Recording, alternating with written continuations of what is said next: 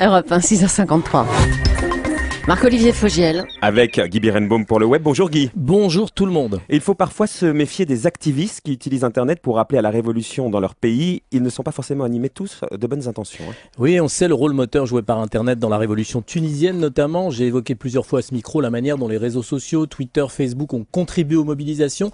Et on voit de plus en plus de pays dans lesquels des activistes se regroupent sur le web pour contester le pouvoir. Mais il peut aussi arriver que cette contestation ne soit que l'alibi commode d'une vraie arnaque. Et donc visiblement, c'est ce qui vient d'arriver au Maroc. Depuis plusieurs jours, un certain Rachid Spirit-Zata s'était autoproclamé leader de la contestation au Maroc. C'est l'administrateur du groupe Facebook qui appelle aux manifestations du 20 février dans le pays du roi Mohamed VI. Et le leader de la contestation, donc en fait, ne pourrait être qu'un arnaqueur en ligne. Plusieurs internautes et blogueurs marocains comme Reda El Ourouba qui tient le blog Tilwiloua, c'est difficile à dire, ont fini dès la semaine dernière pour avoir des doutes sur les intentions de ce leader. Plusieurs sites d'information marocains expliquent que Rachid Spirit-Zata aurait tout simplement profité de l'affluence des curieux vers sa page Facebook pour réclamer de l'argent à certains d'entre eux, en leur faisant croire qu'il s'agissait d'une demande amicale, individuelle et surtout confidentielle. Il a évidemment fait cette requête à plusieurs personnes inscrites comme amis sur sa page Facebook. Et il a fini par être démasqué alors ? Dès que ses premières victimes ont commencé à se raconter entre elles ces tentatives, le message a commencé à circuler et d'autres arnaques se sont déclarées. Mais en vérité, avant ça, donc, il y avait déjà des indices semblant prouver le peu de sérieux de son initiative politique. Il fallait juste mener une petite enquête en ligne, lire ses écrits totalement fumeux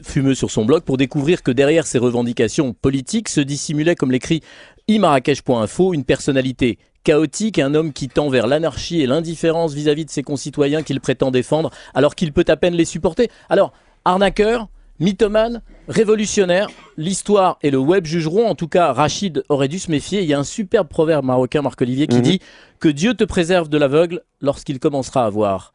Voilà. Bonne route, Marc-Olivier. Merci beaucoup Guy Birenbaum. Prochaine histoire de l'Internet, lundi à 6h50. Je vous écouterai de mon lit. Merci beaucoup Guy. Merci.